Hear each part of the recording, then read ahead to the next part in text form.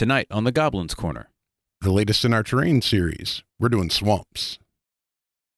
That's how we roll. That's how we roll. That's how we roll. That's how we roll. That's how we roll. That's how we roll. That's how we roll. That's how we roll. That's how we roll. Welcome to the Goblin's Corner. My name is Eric. And I'm Matt. And tonight, We're doing swamps, man. aye. Yeah, welcome to the swamp. Man, I can't wait. We loved the terrain series that we did before. We did deserts. And continuing on that, it's been a few months, we are going to bring you all of the wonders and horrors of the swamps for whatever campaign you happen to be playing, whether it's D&D, Shadowrun, White Wolf games, like Vampire would be awesome for the swamps. Yeah. Any of those sorts of things. Get your Macaulay on. You could, yeah. Little were alligator action. Little Call of Cthulhu if you wanted to, down in Sure. the swamp. Or maybe just some kind of space. Yeah, man. Space game. If only there were a swamp planet in a space movie that anyone knew about. Mm-hmm. Yeah. Short little green guy. Yeah. That nobody knows what really he is. And a wonderful Jedi Master. Indeed. But before we get to that, We got a question of the week. of course we do. So, what is the question of the week tonight, Matt? Okay, since we're doing swamps, right? Mhm. Give me an idea or two of a swamp-themed class or subclass for any given setting. Doesn't matter. Okay. I've got two. Okay. And this could be for any given setting. Doesn't matter. The first thing is some kind of monstrous class, like a bog mummy. Yeah. Because, when we're talking about mummies, you got the traditional, wrap the guy up, Sure. stuff him in a desiccated box, comes out all crunchy and, hard on the outside, delicious nougat center. And but I feel that like a peat bog would be an awesome way to preserve a corpse and have a really cool undead. Now, that's not necessarily a class, but what if you were playing a mummy campaign? Sure. So White Wolf mummy, Yeah. but you were stuck in the bog. But instead of being an Egyptian mummy, you were a bog mummy? Yeah, absolutely. Yeah, no, I'm with it. So that's the first thing I was thinking of. The second thing is I want an alligator wrestler. Okay. Now that could be D&D. That would be hilarious to be, some kind of fighter with the grappling feet. Sure. But he basically is an alligator wrestler. Right. It's kind of very much like Crocodile Hunter. Okay. Or maybe even Mick Dundee. Yeah. But it would also be hilarious to have that in a sci-fi campaign as well. Maybe it's literally an alligator that's a wrestler.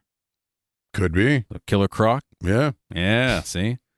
I've got them all, man. So what about you? What have you figured out for this? Well, part of it, we definitely tapped into the same flavor. The alligator aspect? Yes. Yeah, of course. I want a Path of the Beast barbarian for alligators. Okay.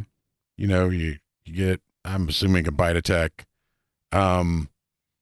maybe some stealth and some speed. Oh, certainly, yeah.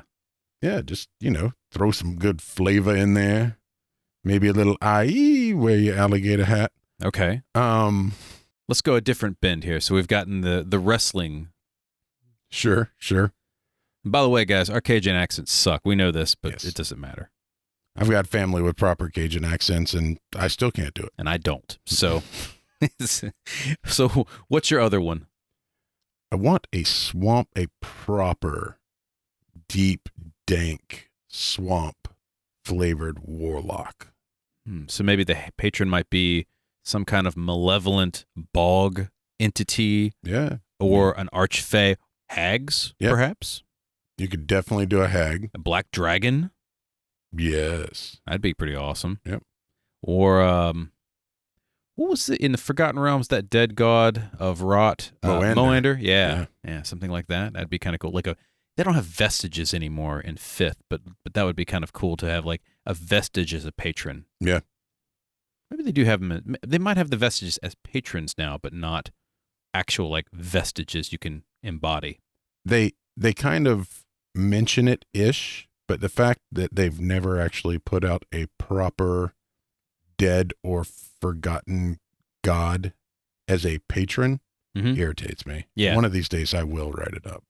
Are you a bog-like creature, or are you perhaps a bog-like patron? Or perhaps you have a bog-like class or monster that you'd like to share with us. Write to us, info@goblinscorner.com, or you can reach me, eric@goblinscorner.com, or me, Matt@goblinscorner.com. And of course, we're on all the things. So many things. Particularly Twitter. So Mostly if you really want to get in touch with us, Twitter's the way to do it. Yeah. So, all right. So we're talking about bogs, or more specifically, we're talking about swamps. Yeah. And you hear the swamp. You got to say swamp when you say that. So why are we talking about swamps? Well, swamps are cool. Swamps are cool. They're unique terrain. Mm-hmm. They've got unique monsters. Oh, yeah. Totally different monsters than your average deciduous forest or desert. They're a transition terrain. Yes. So land and water. And there's a lot of options for flavor. Like a good set of gumbo, man. There's some flavor. So much flavor. So what exactly is a swamp? Very simply, we went to Wikipedia and we dug that up very easily. A swamp is a forested wetland. That's the easiest definition. Now, it's, as you mentioned, a transition zone. So land and water play a huge role in the environment, and it can be either brackish water, fresh water, seawater, but it's basically some type of water. And some type of land. And some type of land. And they can vary in size, and they're all over the place. You get all over the world. Swamps in Africa, swamps in North America, swamps in Siberia. There's swamps everywhere. I mean, wherever water meets land, there's going to be a little bit of a bog. Shocking. I know, right? They're also called marshes, peats, fens, and so forth. And that depends. Bogs.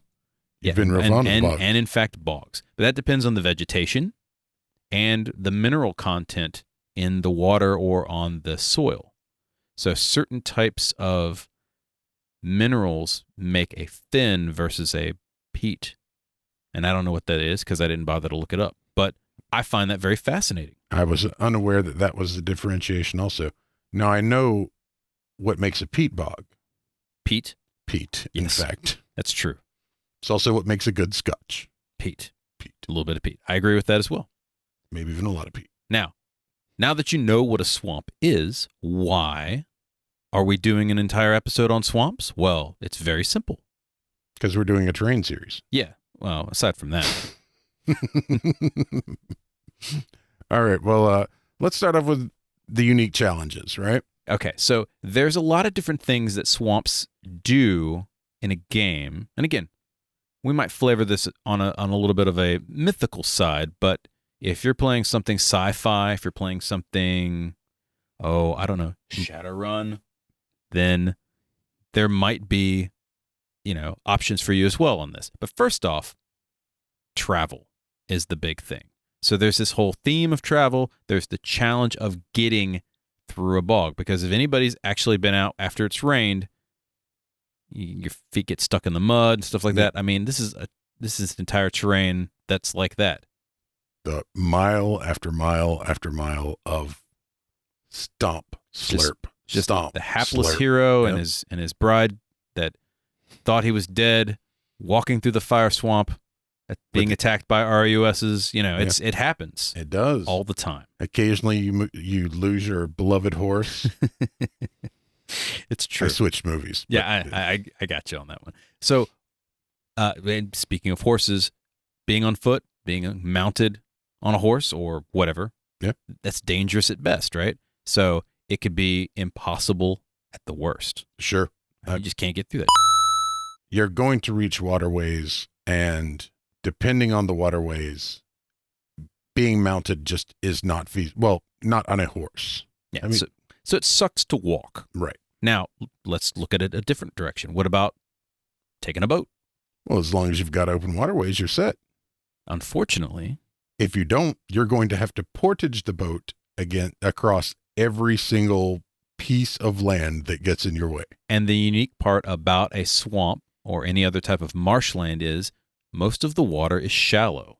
Yes. So unless you got like a flat bottom boat or one of those big skiffs with the fans on them, I don't know what the name of that is. They're aptly named fan boats. Oh, I've learned something new today. So unless you have a fan boat, then water travel is going to suck as well. Yeah. You just have to, a flat bottom, a raft. Rafts are actually really inconvenient almost everywhere except a swamp. Yeah, but you get one alligator bite on a raft. Realistically, you're still probably only going to lose one log at a time. Fair enough. I was thinking the inflatable rafts, not. No. I was thinking the old school log raft. I thought you were gonna like blow up some kind of like inflatable raft and just In kind a of take. swamp? Absolutely not. Hell no, man. No. Gator take you down, drag you around till you stop kicking, roll you around and around. Yep. Going back to the Crocodile Dundee reference. Okay, so all right, let's consider the alternative route: air travel through a swamp or above. Yeah, that is the optimal way to deal with the swamp, as long as there's nothing aggressive in the swamp. Mm-hmm. So like a black dragon flying through the air, or right, but giant frogs leaping out of the water as you float. Anybody with bows and arrows. Oh, that you could also have that too, or guns, rocket launchers. Ah, yeah. Because you become extremely visible and they are extremely non-visible. Yeah, there's a big ass boat with Tomax and Zaymont and Zartan just flying through, and they're shooting lasers, and for some reason they're not hitting you, but it's spooky regardless. But it's going to blow up your helicopter or plane. You'll go every down. Time. Yeah. And then they'll capture you, and you're going into the Terradrome, and you're in, buddy. So, yeah. So air travel's not great either, particularly because it's marsh-like, but there's a lot of trees, so you can't see the ground below either if you're above the trees. Right. And depending on why it is you're traveling the swamp, you're not going to see what you're looking for. So what we're saying is brachiate. Yes. That's what we say. That's the safest form. Yep. But not many people can unless you're a chimp. It's true. So in game terms, what does this mean? Well, first off, the travel can be the center of the story. And so it's at the storyteller or the DM's pace. Now, this is great because you can make it as slow as you want or as fast as you want.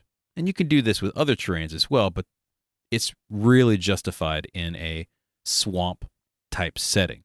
So if you're playing a horror game, you're creeping along, you're having to get through slog through every single piece of quicksand or bog, and you're going to lose people along the way. There's going to be some kind of horrible tentacle that pops up out of the last water hole and drags somebody under. There goes another person. Preferably a tentacle which has a claw and eyes on it. Of course it does. Yeah.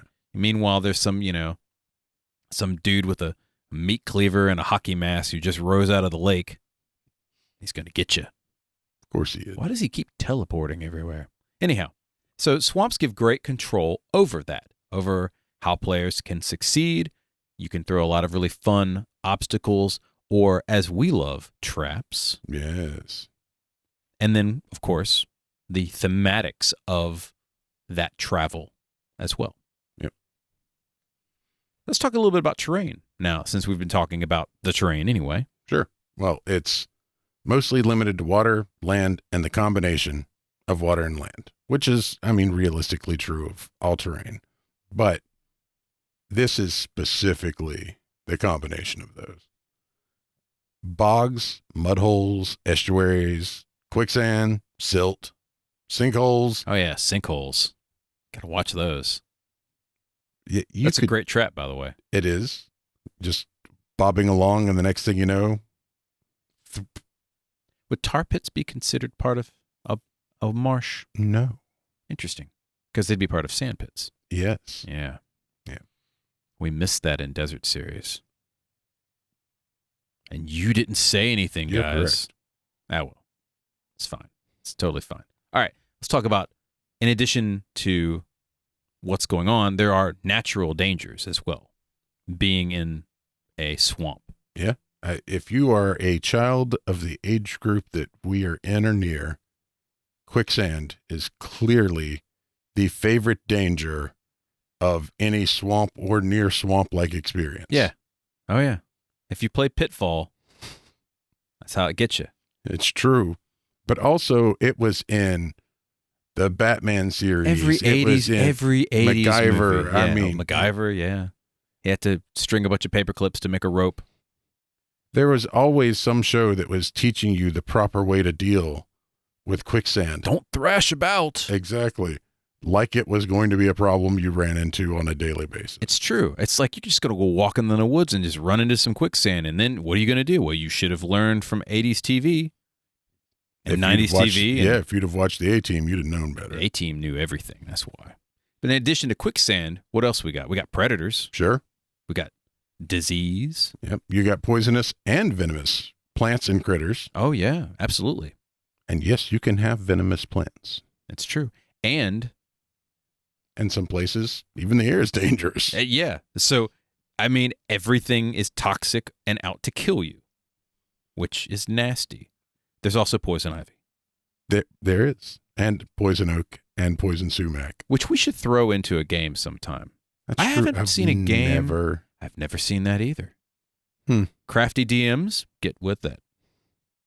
The will-o'-the-wisp or the ball gas. Mm-hmm. That's hydrogen sulfide. Yep. Which is corrosive. It is. It's also toxic. It is also toxic. And most importantly, it's flammable. Our second favorite element.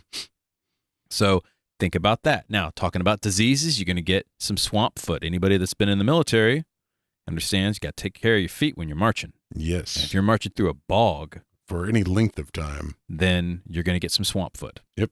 And you need to figure out a way to deal with that. Yeah. Now, I don't know if you want to throw that into your game, but if you're playing something gritty, you should. Yeah, if you're in a grimdark world, gangrene. Absolutely. And, if you're playing Shadow of the Demon Lord, then it should turn into some kind of demonic horror fungus. Yes. It should grow like an extra head on your foot. It is gangrene that is actively eating you. Yes. Not passively eating. Just chewing on your soul and your soul. Yes. Think about that. I see what you did there. Yeah. Yes, I did that. So, but in addition to that, there's just straight up other funguses that could, like black mold, stuff like that, or stuff that eat your gear. Yeah. You could have, and not even the monster stuff, just the natural types of things. And then a greater chance of infection or disease if you get injured. So if you get a cut, it might fester. Sure. I mean, this water's not what you would call clean. No. And finding clean drinking water is something we'll get to as well. Sure. What else we got? Well, you know what a swamp is? Depending on the swamp. Generally hot. It's miserable hot. Unless it's like a cold swamp. Right. But they're all humid. Yes. Yeah. It's either hot and humid, cold and humid, raining and still humid somehow. It's just humidity everywhere. If it's not the heat, it's definitely the humidity. It's always the humidity. Right. And humid cold is also just as bad. Super miserable. So you either have heat exhaustion or hypothermia. Yes. I mean, those are your two options to deal with the heat and the humidity. And so finding a place that's dry or getting your characters dry can be worked into a game. So you can work into exhaustion rules. Oh, yeah. I mean, like I said, stomp, slurp. Stomp, slurp. That is so much exercise. That is so much work. So you're moving at half speed or quarter speed, slogging through the swamp. It's 90 degrees in the shade. And you guys said rangers were useless. Yeah, the ranger's fine. The druid's fine. The whole party is fine if they brought the ranger. That's a good point. Yeah. But that's only if you're playing D&D. It sucks for everybody other than a ranger, basically. If you're playing Shadowrun, you're screwed. Your chrome's just getting rusted. Oh, jeez. Yeah, think about that. The Street Sam's miserable. Except you got that one Street Sam that did all cyberware for water adventures. Yeah. Or the guy that's using he's like, who's laughing now? He pops up for air. BioWare, and one of the guys got gills. He's like a literal frogman. He's sure. Like, absolutely. That'd be great. What's up, suckers? So yeah, the heat and humidity suck. Food. Let's talk about food and water. First off, water, as you mentioned, is not clean, so you have to find some filtered water. Sure. In some games, it's a non-issue, right? Like you could literally use a life straw. Mm-hmm. But in some games, unless you can summon water or purify food and drink, then you got to basically what you need to do is you should already know how to make a pot still. And then this is a non-issue. Plus you can make booze in your spare time. That's a good point. and that's always useful as well. Additionally, you could have caught something, say a fish or a frog or alligator. Yeah. And while it might be delicious, it might be toxic to you. Some of the plants that you eat, oh, these berries look fresh. They just killed you. Yep. You can also, though, eat fish eyes, and it will provide you with fresh water.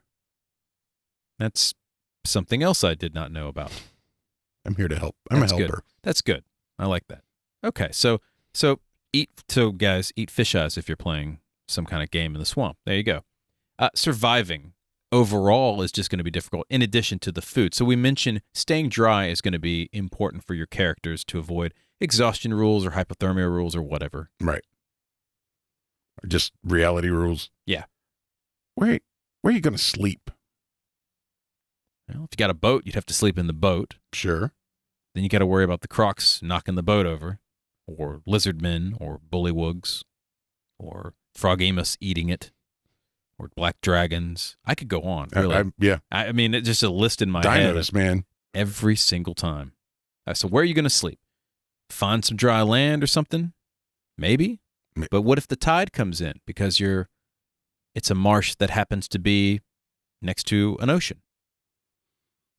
Hammocks. That's a good point. Yeah. Good job with that. I think that's. Don't give them all the answers, Matt. Oh no, you know what hammocks also make you? They make you easy sitting for food in a bag. Yeah, well, yeah. I was thinking easy sitting for mosquitoes, but you food in a bag for the dragon. Fair enough. Okay, so it's like a little snack pack, Yeah.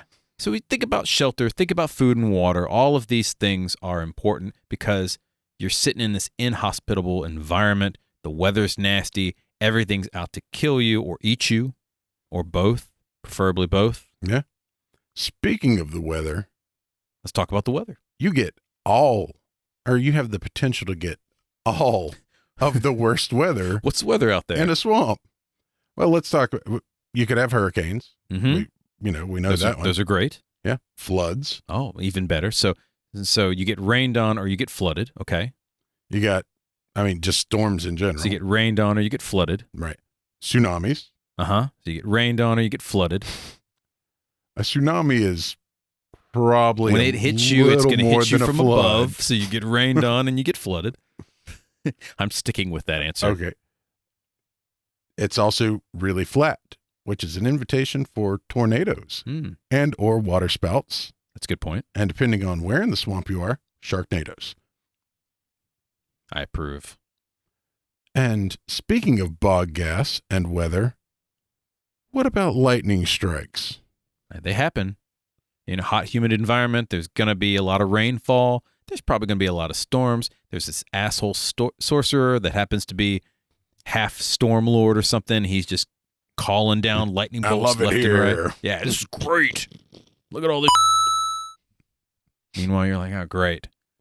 And then fireball. Why? Because lightning bolts in a place where bog gas gathers causes severe problems. Yeah. So now half of the swamp is on fire. So you're drowning and getting roasted.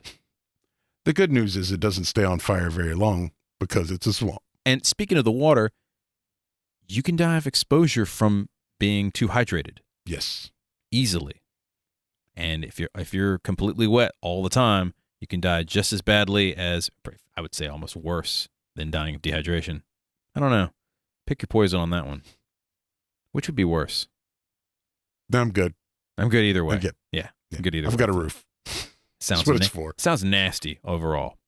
Now, we've talked a little bit about the natural hazards, but now we come to the unique creatures of the swamp. Critters. Yeah, let's talk about some critters here. Well, it's a swamp. You have to start with vermin. Okay, so what do we got?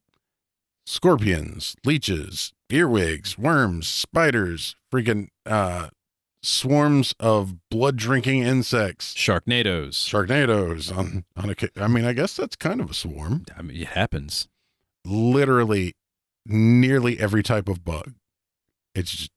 And this is either the regular, what you would normally expect in the real world type stuff, or the monstrous variety you would expect in a fantasy or sci-fi campaign. Sure. Just giant dragonflies swinging by to bite your head off. Yeah, you might be in the Permian. And there's this giant dragonfly with a 2-foot wingspan and a head about the size of yours, and he bites off your neck. Yep. Your head just kind of rolls into the swamp where it's eaten by an alligator, where he drags you down and rolls around. Oh, see, I was actually thinking like it just flies by and takes your head with it. Oh, it just takes it with you? Screaming the whole time? That would be awesome. Just the head. I could see it's that. Sitting there eating it like a freaking like a melon coconut or a melon. Yep, just. That's awesome. There's birds of the bayou, of course, and this could be herons and other water type creatures, or it could be the monstrous types. Yes. Undead vultures. You got color. You got variety. Anything. Pick a description. You could go jungle, subtropical, tropical, even deciduous. I mean, birds of all types live in the marshlands. And if you asked a biologist, they would probably be able to tell you a lot more than what we're telling you right now. Neither of us are ornithologists. That's true. So go look some stuff up, add that flavor to your campaign for the swamp. Really good descriptions and potential assailants. Yes. Because if you get your ass beat by a flock of birds, that's going to suck for your characters. The Alfred Hitchcock reference notwithstanding. Oh, see, I had a flock of seagulls reference. Oh, I had a totally different joke that's going. Even better. Yeah. I'm totally going to kill our party at some point with a flock of seagulls. And have it playing in the background and ran not even. So far, they ran so far away. Yeah, absolutely. Okay. Yeah, only 3 words. We're still good. Oh, okay. God. All right, so we're going to, let's talk about the elephant in the room or the elephant-sized frog in the room, amphibians and reptiles. Sure. Galore. All of them. All of them. You got giant frogs, toads, salamanders. You know how I feel. You know how I feel about Mr. Toad. Absolutely. Me and Mr. Toad are boys, man. Giant toads, ice toads, fire toads, acidic slime toads. Toads are happening. I want a giant axolotl. I'd be down with that too. Because that would just, if you describe it to players and don't say it's an axolotl, just give the description, but increase the size. Your players are going to freak out. Oh, yeah. They're huge. Froghemoth. Yeah. I mean. Obviously. Sure. Snakes of all stripes. Literally and figuratively. Yes. I see what you did there. Gators. Yeah, or giant lizards or lizards in general. We've got the animals of the bog or the marsh, wetlands. So I was thinking hippos would be a good one. Manatees, whether they're regular or flaming. Sure. They're going to have flaming manatees in my campaign at some point. All right. I look forward to this. They swim in the marsh gas and they just catch on fire and occasionally leap out majestically like only a manatee can, with his whiskers out like this. The Wilford Brimley look. It'd be delightful. Nobody knows who that guy is anymore. Diabetes. Yeah, no. I know. I'm telling you, that's not only a good monster, it's also a great band name. Okay, now I can see the flaming manatees. Yeah, okay, sure. Yeah. Flaming manatees are what's happening, man. What else we got? Look, we all know that if you're going to put them in your campaign anywhere, then they at least should be in a swamp. Dinosaurs, man. Oh yeah. Dinosaurs of all the types, dinosaurs. All the dinosaurs. And it doesn't matter I don't care what dinosaur it is. You can stick it in the swamp, you can stick it in a jungle. Yes. And let's be fair.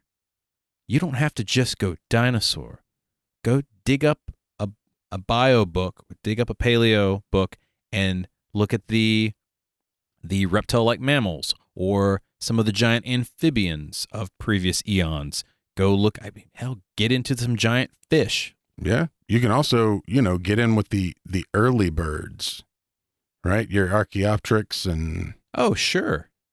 Get real weird with it, because I don't know if you've ever seen the depictions of those, but those are some strange looking beasts. You remember, the terror bird? Yes. Now, they were on the plains, but you know what?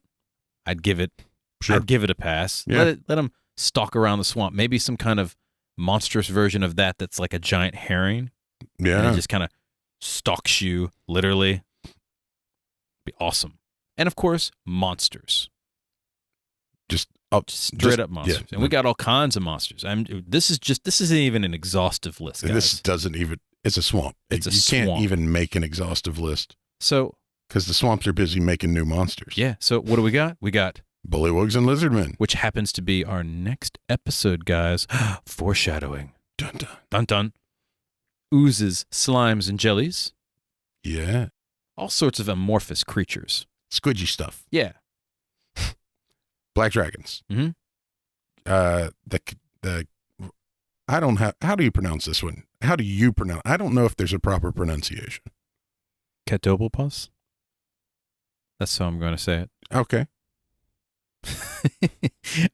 Someone's going to correct us. It's fine. Yeah. No, please. Yeah. Please correct I us. can never remember how to pronounce that. Basilisks? Yeah. Ogeogs. Yeah, absolutely. Those would be great in the swamp. They belong there. And will-o'-the-wisps? Yeah. Also, swamps are a great place for plant critters. Shambling mounds are right at home. Some kind of, what are they, what are the trees? The yellow zombie trees, those ones are the different Well, ones? I was thinking treants, but more specifically, you could have the version that are, I can't remember the trees that are in the marshlands, with big roots. Mm-hmm. Yep. You don't remember either, yeah. I don't. I can see the tree that you're discussing. I have a his picture head of is it. smoking, guys. It is. That's gonna irritate every part of me. Let's get back. my Let's God. Yeah. let's circle back. Let's circle back. We'll reel it in. We'll talk about it later. So yeah, all sorts of plant creatures. You got your hangman vines. Mm. You got all sort. I love throwing. Gigantic carnivorous plants like Little Shop of Horrors. Sure. Feed me, Audrey. Seymour. Yeah. Elementals. This is a great place to throw different types of elementals. So not just, water elementals or air elementals or whatever. How about an ooze elemental? Yeah. Break out some of those para-elemental planes. Absolutely. Or a negative elemental if you're doing like some kind of corruption or something like that would be a great place where things break down and decay. There's a specific name for and it's not going to come to me either because my brain just refuses to work tonight. But there's a specific name for elementals that are tainted by negative energy. Necromentals? No. That is one. It's not the one I'm thinking of. It's okay. We'll add it later. It's fine. We're forgetting everything tonight. We won't add it later, but it's fine. We're not going to add it later. Fae of the Swamp, good and bad. Yeah. I mean, we already mentioned hags, Mm-hmm. but any swamp. What are some other fae that might be good? Like sylphs? Dryads. Absolutely. Yeah. Just giant swamp trees with a cute little girl hanging out the side. How you doing? All right. I'm down with that. We need some swamp dryads. That'd be great. Swamp dryads would be great. Yeah, that'd be cool. Yuan-Ti. Sure. Because Serpent Kingdoms Yeah. exists, and they should be put into more games, I think. Undead.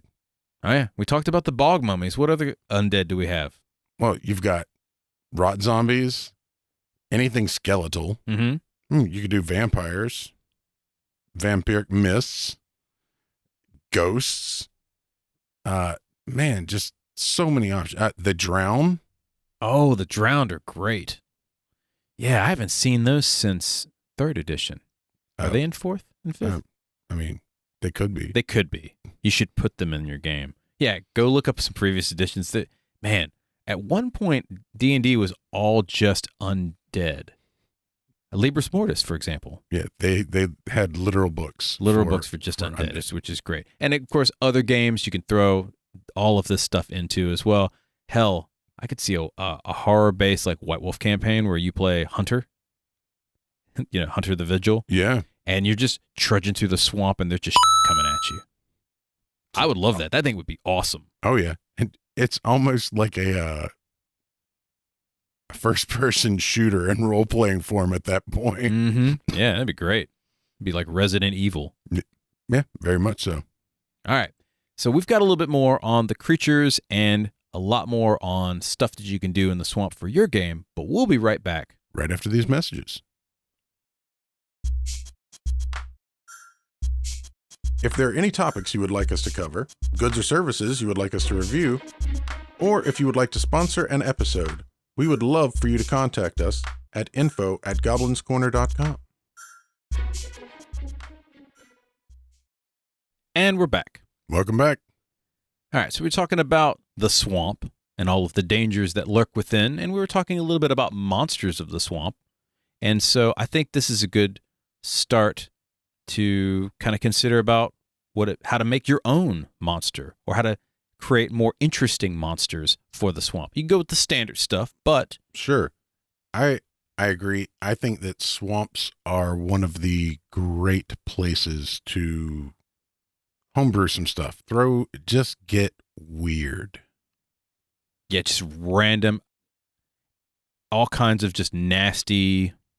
If I were a mad scientist and I were trying to hide from society, or if I were a mad mage and I was trying to hide from society, or if I was a gingineer and I was trying to hide from society, follow me here. I'm going to be making some aberrations, some kind of some unfinished horrors. The swamp is where I'm going to do that work. Sure. Because people don't go there. Because it's dangerous and because getting around in it is a pain in the butt. Yeah. So that's where you do those things. Okay, so let's consider that. Let's also consider the theme. So what kind of creature are we creating? Sure. We're just creating some kind of combat horror. We're creating an ambush predator. We're creating A pack creature. pack creatures would be great, especially if they're more mobile in the swamp than your player characters. Yeah. Add a little bit of horror to that. Is it a living creature? Like, are you magically creating a living creature or, breeding it, whatever? Or is it Swamp Thing? Or is it a plant creature of some sort? Sure. Is it a spirit? Yeah. What if it's necromantic? What if it's robotic? Ooh, that sounds fun. Yeah. Yeah, so What if it's a combination of all three? how has it evolved to fill this niche, if it has evolved or if it hasn't been created? Yeah. If you're the DM creating a creature that exists in a swamp, then it should fill some kind of space. So newts, like an intelligent newt species, for example. Sure. How did it, what is it in competition with? How does it survive? Where does it get its food? How does it kill the players? Those sorts of things. Sure. What does it eat? What does it drink? What does it hunt? Does it hunt? Does it need to hunt? Right. Is it hunted? If it's a plant creature, then it hangs out and photosynthesizes. Maybe so. It'd be fun too. What's the relationship with other creatures of the swamp? Like you said, is it hunted? Are they friendly or allied? Yeah. Is it navigator or guide through the swamp? Is it a raider? And we can talk a little bit about the cultures and stuff like that in a second, but it's important to know that, or is it just a random monster? Is it unaligned and it just, either eats stuff or acts like an animal? Is it territorial or aggressive or what have you? Mm-hmm. And finally, The most important question. what's it taste like? Yeah, you got to know these things. Because you might kill and eat it. Right. Or People are going to ask. player character is going to ask. They do, at least in our campaigns. Especially if it is even vaguely animalian, they're going to want to know. Animalian, is that your word Sure. for today? I'm down with that. Animalesque? I like that one as well. We'll take both of those. Sure. All right. So let's consider, we've talked about the dangers of the swamp. We've talked about the creatures of the swamp. Let's talk a little bit about the cultures of the swamp. Yeah, man. There's all sorts of things that you could have going on. As we've already kind of, hinted at, you got swamp people, bog dwellers, Mhm. just those cultures. So either native cultures or people who have lived there for a while and enough to be native. Yeah. People who know the swamp back and forth. Great role-playing opportunity because those are the locals. Yes. And they can warn you about stuff or not warn you about stuff. Or Drag they can you off send into you the- to your doom. Drag you off into quicksand. Yeah. Nomadic traders. So this I thought was a really cool idea where they're plying the waterways. Yeah. Just from one end to the other. And all of the little... So swamps are very... And the edges of swamps are very fertile. Mm-hmm. So you're going to have farming communities on the outskirts of these swamps where there's more land than swamp. Right. somebody's got to service those people. You got fishermen who Yeah. are in the water fishing in the actual swamps or the water parts. In between that, like you said, you got to eat. Yeah. Can't eat fish all day. Got to have, a couple of vegetables in your diet as well. So people transferring different types of cargo, or maybe some merchants, smugglers even. Yeah. All kinds of stuff. People dealing in exotic flowers or spices that grow in the swamps. Mm-hmm. Just hunter-gatherer societies. Like people who just are wandering through the swamp, grabbing the things that they need when they need it. Tribes of lizardmen. Bullywugs. And just even other People. Yeah. just regular people. Any type of people. Straight up, whatever you happen to be playing with. Marsh dwellers and species. So we talked a little bit about this with the monsters, but this is a good opportunity to throw in unique species that you may have created, or even just stuff. It's like a sci-fi world is perfect for stuff like this. So any type of reptiloids or amphibious type creatures, fish people, Bird people. Talking D&D, some Aarakocras. Yeah. Throw those guys in. Nice society. They're living in the trees right next to the Gripply, which are living in the bogs, right next to the what are the deck apes called? Hadiji? Hadozee. Yeah. So you've got the whole community. Oh yeah, the Hadozee would make great swamp dwellers. Yeah, so you've got you've got mid-level trees, tree tops, and the swamp themselves. There you go. Yeah. That's a whole ecosystem, guys, and all of those creatures are intelligent, and all of them have societies. How would they interact if they did? You could even drop in some Kirkba. You, in fact, could. You can always drop those guys in. They can go anywhere. anywhere. They go anywhere, yeah. Kirkba, cool. One thing that I think of when I think of like the swamp and cultures is raiders, thieves, outcasts, brigands, people that are trying to get away, and not just for nefarious purposes, but maybe trying to escape society or escape some kind of harsh condition. Yeah. It doesn't, just because somebody's an outcast or somebody's attempting to actively be not part of civilized society, we're going to put quotations around that, civilized society. Sure. Doesn't mean that they're necessarily a bad person. It could be that the society they're leaving is a garbage society and they want to not be a part of it anymore. Go to the pristine wilderness of the swamp and learn the ways of poison. Got to be swamp wise. Yeah. A little Okefenokee Joe action. Sure. So the swamp's a great place to hide out if you don't want to be found, because as we mentioned before, it's hard to get in and out of it. Yep. Like I said, there's a lot of options for an outcast style society. What are they hiding from, for one? Sure. Because that's going to determine what type of city it is. Because if they're a bunch of outsiders and if they're people who are fleeing society, mm-hmm. not because they're being chased out, but because they don't want to be a part of it, they may very well have a very open and welcoming style society in their group. Whereas if it's a criminal, like Mos Eisley type situation deep in the swamp, they're probably not going to welcome strangers a great deal. Yeah, you're going to roll up in your boat and they'll be like, oh, cool, I got Thanks for the boat. Thanks for the boat and the boots. Yeah. Let's talk about some other types of cultures you might encounter in a swamp-style game. I like this, trailblazers. Absolutely. So what do we got in terms of trailblazers? Well, you got explorers, right? And explorer societies. You got cartographers. And that could be either map maker cartographers. I'm exploring, into the deep wilderness, or maybe going, and we didn't mention this, but like archaeologists.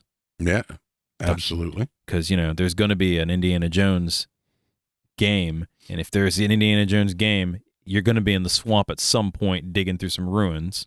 And if you're not, they've made the game wrong. That's right. Hunters and poachers. Now, those are two sides of the same coin. It's true. But you could also do film crews. Yeah. Which sounds weird, but if you think about it, in any game other than a D&D style game, mm-hmm. right? A high fantasy or even low fantasy game, in a modern game, those people are going to exist. And yeah. you could easily be one of them. You could play David Attenborough, and why wouldn't you? Right? We talked about this a little bit. Biomedical research, so maybe have like a corporate team that's trudging through the swamp to find a particular plant to get a cure or poison or whatever. Yeah, or just cataloging all of the plants and what they're for. Taking DNA samples and splicing them to unwitting suspects. Sure. And They call them volunteers. Although I think I kind of moved us down to our next category, which was research groups. Yes, academic research groups or corporate. Yeah. Mm-hmm. And then, is there something to be found in the swamp that makes the dangerous trek worth it? Yeah, there's a reason they're coming to the swamp. And as a storyteller, you need to know, at least at a bare minimum, what is it? Sure. Now, your characters may never need to know this. And we've said this many times on many episodes.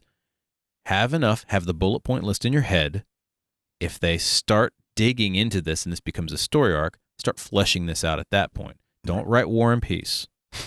It's not going to be good for you. Ever. Yeah. Just don't. Don't write that book either. But it's already been written. But also, it's don't plagiarism. Yeah, it's terribly illegal. Plagiarize, guys. It's terrible. But also, don't write an entire novel trying to get what could be 5 minutes worth of information. Yeah, absolutely. If your players don't follow the threads, stop weaving those threads. Mm-hmm. If they're just like, man, I'm loving this swamp because it's filled with weird and we're killing stuff. Okay, cool. Let them do that. That's what they're enjoying about it. Yep. Now we come to, at this point, the other side of the coin. So we had research. Now we're talking about like a more of nature oriented. So like maybe like a magic or nature cult. Yeah. Or, what about a circle of swamp druids? Swamp druids would be awesome. Just walking around with moss all over their robes. Turning into alligators and just messing people up because they're circles of the moon. Absolutely. Yeah, I'm going to be an alligator, man. What's up? So yeah, druids are cool. Lycanthropes we mentioned. And if you have dinosaurs in your swamp. Oh, I'm totally going to be a dinosaur druid. Dinosaur druid, man. Turning into a raptor, just tearing people up. I'm Team Ankylosaur, but I like Team Ankylosaur. That's good. What was the duck-billed dinosaur? That'd be kind of cool too. I can't remember the scientific name of that. I know which one you're talking about, but anyhow, it all works out in the end. Lycanthropes we mentioned, and not just, of course, alligator lycanthropes, but also, you know what? You don't hear a lot of lycanthropes that turn into a frog. That's true. Think about that, guys. Were-frog. There's a lot of Disney stories about that, but we're talking about like creepy were-frog. Yeah, we're talking about like not like adorable little look, the princess kissed the guy and he turned back into a prince. No. Yeah, we're not talking about Michigan J Frog here. We're talking about there's some WB action going on. Hello, my baby. Yeah. Dead gods. Yeah. Because that's where they go to just leave them in the swamp, man. Everything goes to die there. Exactly. If they're not in the astral sea, they're in the nearest swamp. Sure. Or the furthest swamp. Now, I like this as well. We've been going on the creepy side a bit, but let's talk about maybe like wise healers or protectors of nature magic. Yeah. I mean, swamps are filled with biodiversity. Yeah. And biodiversity is filled with all sorts of different types of cures and poisons. Sometimes those are the same thing, just depending on the dosage. Yeah, you don't have to just have a hag's hut out in the middle of the swamp. You can have a circle of, as you mentioned, a circle of druids that are healing. I think it'd be cool, like an orc guardian. Yeah. Maybe guarding some kind of portal or something. You could literally have a team of alchemists. That would be cool. Alchemists. Yeah. Like actually go the science route, even in a fantasy world. Or shadowrunners. Sure. Every time. Look, if I was a shadowrunner and I went to what now equates to an awakened swamp, I'm going to find the most dangerous things I can get my hands on. I would sink, and I wouldn't even be in quicksand because of all the bullets my character would have to hold.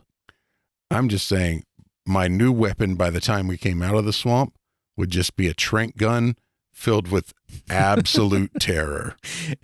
Trank gun and an awakened dinosaur. That's right.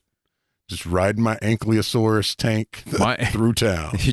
You roll up to the sprawl with an Ankylosaurus that happens to be casting Powerball as well. I'm just saying. I don't need urban renewal on my ankylosaur because he is urban renewal. That's right.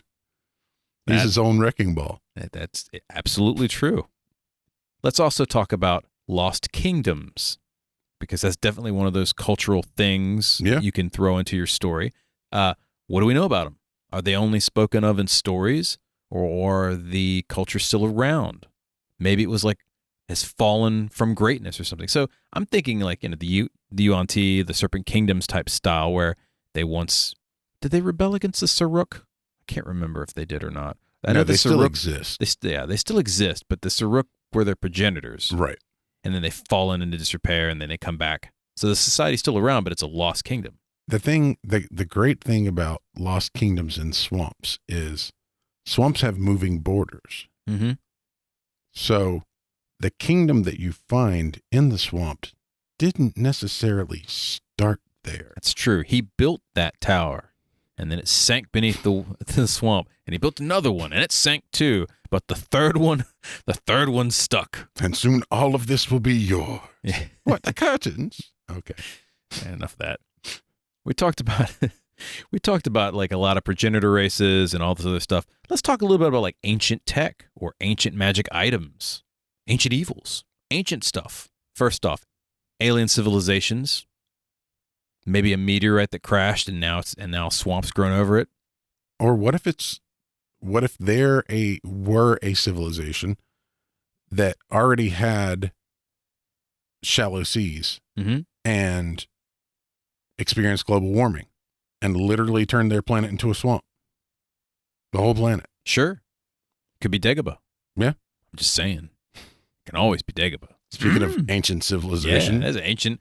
I got an ancient guy right there. He's his own ancient civilization. He's his own civilization, folks. Yeah, so that would be kind of fun. Ancient tech would be kind of cool too, to come across like some kind of technology or magic. The old story of like some kind of strange magical idol or relic. Sure. I actually love the ancient technology side of things because I love for people to forget exactly what the lifespan of the universe has been so far. Mm-hmm. There are literally civilizations that could have risen, gone to the stars, and fallen in the amount of time that it took us to develop, because of our relatively late start, because of how far we are from the start of things. So I'm going to bring up a game that would be perfect for this. First off, Fallout.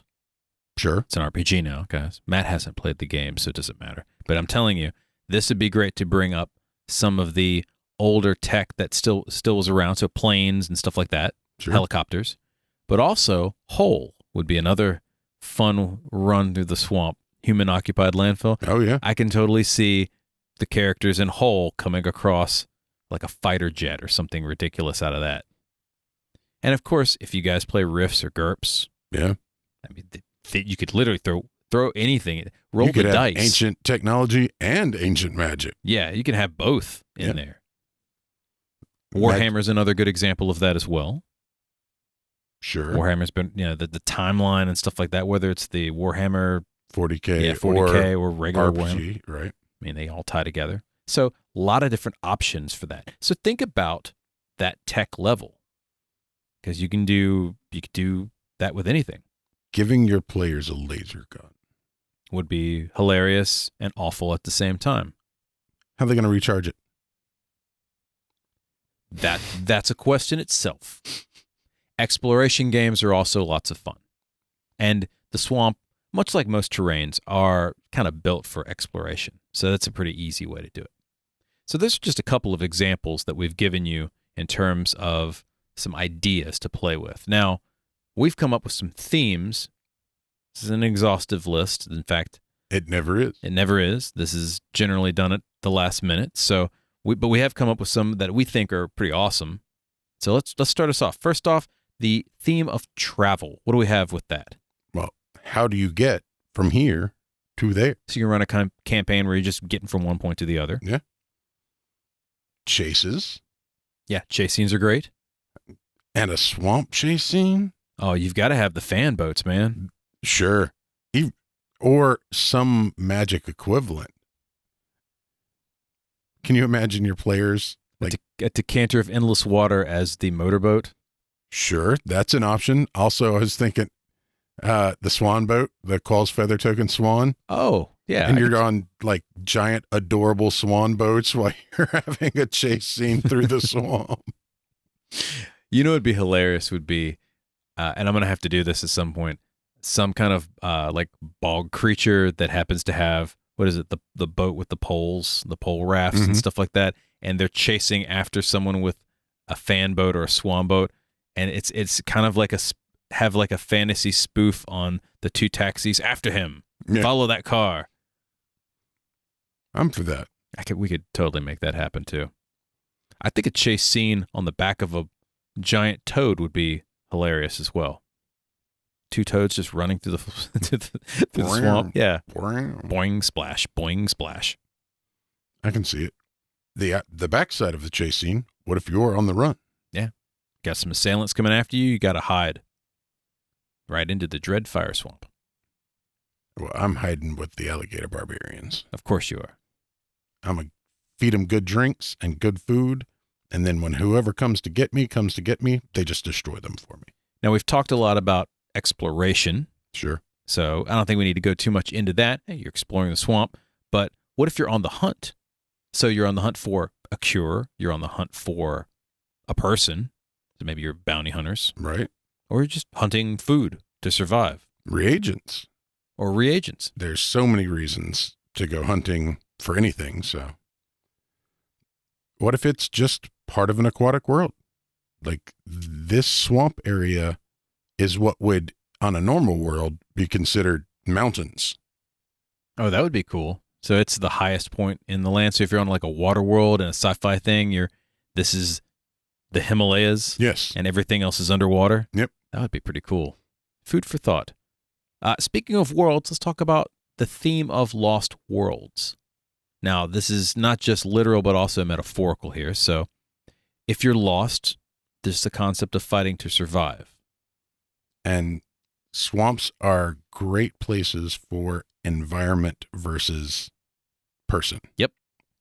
I agree with that. If you're trying to find civilization.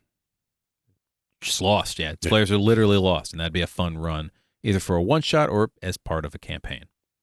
The whole escaping some kind of horror we mentioned already, like chase scenes and stuff like that, but having a game based on either escape horror or lurking horror or even body horror. Sure. Would be fun.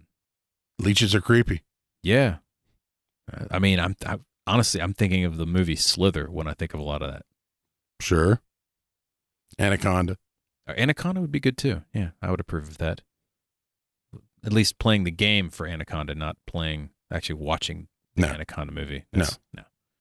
Guerrilla warfare. Swamps are great places to set up something like that. Mm-hmm. Or even the concept of guerrilla warfare, whether it's warfare in the boardroom versus warfare. Right. So the concept of misdirection is a great theme for a campaign that you can kind of take elements of the swamp and add in. Because as you walk through the swamp, you may get lost. You don't know what's going on. Things coming at you from every direction. Take that theme and carry it over. And landmarks can literally float, sink, or move. Yeah, that's true. If we talked about fighting the elements a bit, let's talk a little bit about maybe the metaphysical qualities of a swamp, that stifling air, the humidity. Think of how that could play with a society campaign.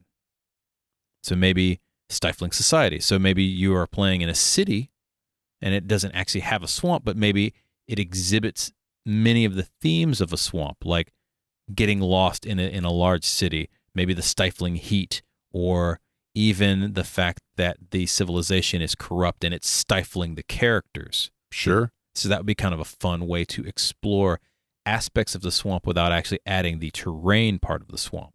Isolationism. Yes. Yeah, that would also be really good too. Or you could do something like the inverse of that. So something like backwater politics. So it would be based in the swamp, right, but you're in the city in the swamp. Man, where can you find a city in the swamp? I don't know. I bet they serve good drinks, though. I bet they do. They probably even have one named after natural disasters. Nah, they couldn't be. One of the themes you can have is like a journey into prehistory. Mm-hmm. Right? The deep swamp is very similar to prehistoric times. Yeah, so that would be fun if you're doing like a prehistoric campaign or kind of a devolution style thing. So maybe civilization is resorted back to barbarism, and that would be kind of cool to explore. Also exploring kind of depending upon, session 0 of this, guys, but exploring the darker aspects of society in general as well. So, what is it? People say we're only a couple of paychecks away from total anarchy. 3 meals. 3 meals, is that what it is? Yeah, so maybe the collapse of society would be a fun aspect to explore, and how your characters would deal with that. And of course, Forgotten Kingdoms, ruins. Yeah. Trekking through the woods. Now, I think we should also talk about, since we're getting into Lost or Forgotten Kingdoms, just buried secrets in general. So things that are lost and found. Yep. That's one thing you could add for something like a buried secret style campaign. Buried truths. Oh, that would be cool.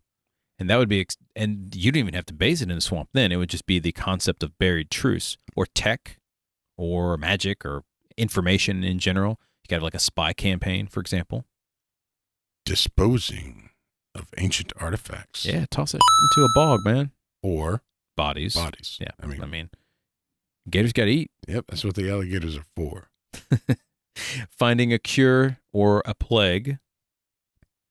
And to me, I love the concept of a place that is so rife with disease, providing the cure to diseases. And of course, in the game, you would have to get assaulted by all of the plagues and diseases and poisons and such to get the cure. Sure. I mean, that seems only fitting to me. It's only fair. Only fair. Magic and nature. That's an easy theme to play a campaign based off of for the swamp. So mysticism, we talked about like healing the body and cures found in the swamp. But you also got that necromancy and decay in the swamp. Yeah, so powers of corruption. Yeah. Those are fun to play with. The powers of plants or swamp or nature stuff. Sure. Like you said, disease. We mentioned that. Yeah, decay and rot. Cycle of life, basically. Just in general. Yeah, so the whole cycle. Biodiversity is a cool concept to consider in a campaign, which you don't see much of. It would be interesting. I could see, especially like an Eberron campaign that takes place, where is it that the half-orc's house lives? What? I can't remember that. House Thrask, the Shadow Marshes. Yes, Shadow Marsh. Okay, so I could see good on you for dredging that up, by the way. I could see a campaign in the Shadow Marshes where they're hired to conserve something. Sure. I mean, you've got the gatekeepers up there. Well, and they're finding dragon shards in there all the time anyway. Mm-hmm. So maybe the search for dragon shards is messing up the local ecology, and the druids that run the Shadow Marshes are getting pissed. That would be a fun campaign to do. And you'd feel good about it, too. You get to kill a bunch of bad guys that are screwing up the swamp. Sure. And you can't go back to civilization. Might as well get on the good side of the druids. Yeah. You start, burning down the houses, mining goals. You might not want to cast Fireball, but... I just meant figuratively, not specifically. Literally. I got you. Okay, yeah. So that might be kind of a fun thing to explore. We talked a bit about magic, wild sorcery, witchcraft, patrons of the hags, all that type of stuff is fun, but I like what's next, which is the magic of earth and water or ooze, like some kind of interesting swamp-based elemental campaign would be fun. Mud. Yeah, like I could see a mud powers campaign would be kind of neat. Yeah. And silt. Mm-hmm. Obviously we're in the swamp, a lot of nature, fae. Sure. And, obviously parts of the swamp might make good crossover points. Oh, that would be nice. Yeah. And then you've got to have ghosts and superstitions. Mm-hmm. So even just adding the concept of superstition into a campaign would be really fun. Some kind of that distilled horror. Well, one of the things I think is funny is in a lot of fantasy, superstition gets lost because fantastic elements are real. I don't think that people wouldn't develop superstitions just because they know other things are real. That makes sense. I feel like superstition gets lost a lot because of the fantasy element of fantasy. And this is something that you can add to your campaign to add, I want to say add a little bit more realism to it, which is funny. But you can certainly add more flavor. Yeah, but it definitely adds some thematics. Finally, we come to the concept of time and space. The swamp is a timeless place. Yeah, or a land out of time even. Yeah. Which is a fun concept to explore. I'm not saying you have to throw them into Ravenloft, guys, but you can totally throw them into Ravenloft. That would be a great... I was mentioning that it's a great place for a crossover to the Feywild. That was what I was hinting at there, but it also would be a great entrance into Ravenloft. Or the Plane of Shadow, or the Hedge, if you're playing Sure. a White Wolf campaign. I mean, anything, really. It's just a place where the veil is thin. Where there's a bunch of insect shamans just coming in, ready to just stab you in the gut. Oh my God. Can you imagine just like a swarm of mosquito shaman? Yes, I could. That would be terrible. And awesome. Your but Decker's terrible. just... he's, what am I going to do? I can't hack this. That's what the drones are for, man. Get on it. Yeah. Yeah, you used Because up all your they damn... kind of combined Deckers and riggers. Riggers and Deckers, yeah, they did that. That's a good point. Displacement is another cool theme. So just things that are missing, things out of time, as we mentioned. And just the weird. Yeah. Weird locales, weird themes, eerie body horror, timeless horror, all those kind of Cthulhu-esque type stuff that would be fun for a campaign. I agree. So now that we've discussed some themes, let's talk about some story options. And we've got a couple. Once again, not an exhaustive list, but definitely good enough for this episode. So what do we got, Matt? Regardless of your genre, Mm-hmm. swamps offer natural resources that may be hard to come by elsewhere. So in a science fiction game or a steampunk game, maybe you've got factories that are collecting marsh gas as a source of power. Or oil or methane. Yeah. Yeah, I think that would be a really easy way to start something. I like this one. Every 50 years, the mists at the edge of the swamp creep into town. When the mists retreat the next day, people and some buildings go missing. That is a great segue into Ravenloft, obviously. Or even just any campaign, really. The players are hunted and have to take a shortcut through the swamp. Having discussed all that they're going to have to deal with, it may or may not be a shortcut, but that may be the option that's available to them. Yep. A mysterious beast hunts the bogs at night. That's an easy one. Sure. Could be a bog beast, or it could just be some person with a lizard head. Could be. Could be an ankylosaur. It could be an ankylosaur. Except they're not really stalking anything. They just eat grass. Hey, you know. I was stalking this berry bush over here. So hungry for my veggies. You got weird lights can be seen in the distance, but no matter how fast the characters move, they never seem to catch up to them, and they only lead further into the wet labyrinth. Into the hedge where the goblins will make you a deal you can't refuse before the Fae tear your mind asunder. I really want to play a White Wolf game now. I really do. I haven't played Changeling in a long time. Be fun. A rare plant grows within the swamp that can cure someone or poison someone or end hunger or end your hangover. Right. Just does something. Yep. It's the MacGuffin, guys. It's the cure to something. Yeah. And if it's a poison, then it's the cure to stupidity. We've got the swamp is encroaching on a town and slowly sinking it. You better build that fourth tower. I mean, just ask Venice how that's working out. Yeah. The idea of swamps as a prison. Sure. You literally build a giant fence around the swamp and then just chuck people over the wall. They slowly sink below the waves. Hidden labs and bases we talked about. Those are also great stuff. There's a hag in the swamp that's making trades. You got an offer you can't refuse, man. Giant trees So, or the avatar of a giant tree, which is really kind of cool. Or even Avatar, the movie. Portals. We discussed that.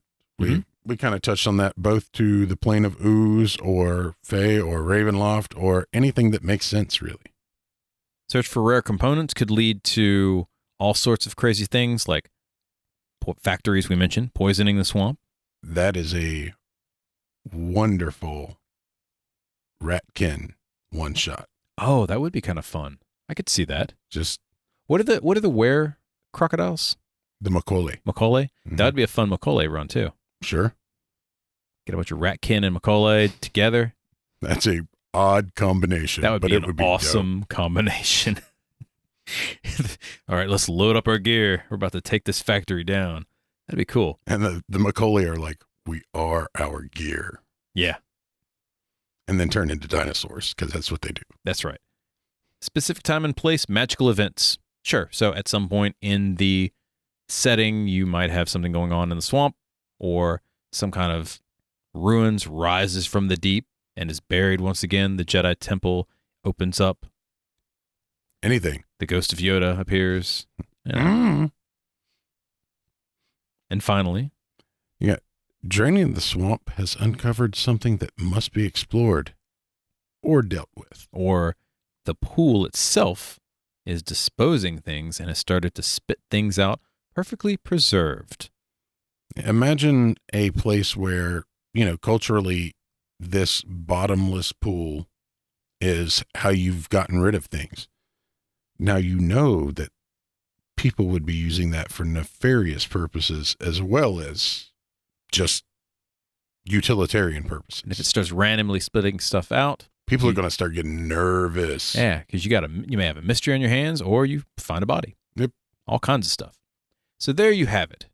A little bit of introspection into the world of the swamp, some fun story options, creatures, and so forth for you to spend a little time to craft your game a little bit better for thematics and honestly for fun. 100%. I think swamps are also, we didn't cover it, but it's just a short point. Swamps are a great way to work on your descriptions. Yes, because there's a lot of different things going on. Yes. Because there's not just land and water, you're not just on the ocean. You've got wet types of boggish type things. You've got holes here. You've got creepy crawlies there. You've Spongy, not quite land masses. Yeah. And just all sorts of stuff. break out your thesaurus and go to town. Sure. I mean, Thesaurus is seriously. the way to go there. Yeah. Did we miss something, or there's something you would like to add that maybe escaped our notice? Write to us, info@goblinscorner.com, or you could reach me, eric@goblinscorner.com, or Me, Matt at goblinscorner.com. we're on all the things. We have a Twitch, we have a Pinterest, we have a Twitter, we have a YouTube, all of which is Goblins Corner. We also have an Instagram, which is the Goblins Corner. Hopefully you enjoyed this show. If you did, subscribe to the podcast on your favorite player of choice, on YouTube or Twitch. We're pretty much everywhere. We're on all the things. We're Yep. literally on all the damn things. Yep. And, if you liked us, give us the 5 stars, drop a review. It gives us warm and fuzzies. Plus, it helps boost the signal for other people to discover us. Yeah, it shows up on the algorithm. People can go, oh, look, there's a strange show called The Goblins Corner. Yep. It's fun. And, if you happen to be starting to watch on YouTube, do the like, subscribe, ring the bell, all the YouTube. Yeah, hit us up. We'll give you a sticker. It'd be nice. That's all the time we have for today. Once again, my name is Eric. And I'm Matt. We'll see you next time. Good night.